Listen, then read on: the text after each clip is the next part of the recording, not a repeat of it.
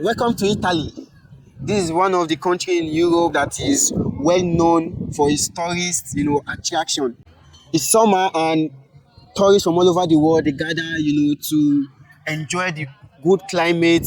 Although Italy has been suffering from, high temperature these past days, but nevertheless, everything is going fine.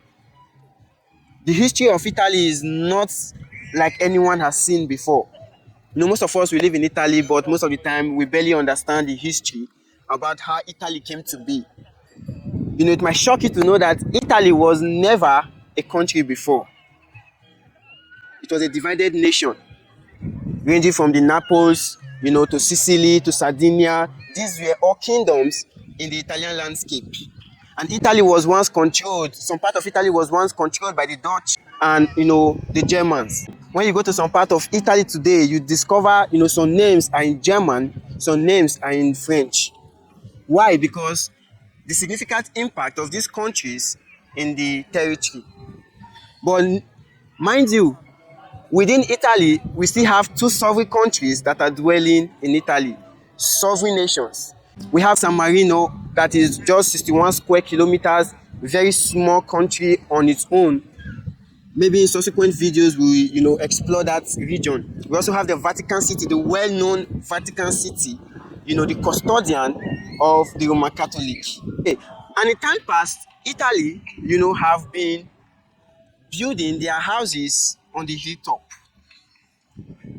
ranging from the pre-medieval era. Italy, they love to build their houses as castles, on the hilltop. Why?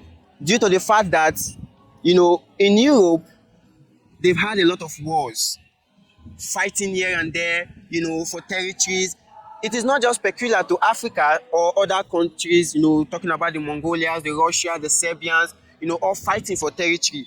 Italy also, we are also fighting for territories. The European nations were also fighting for territories.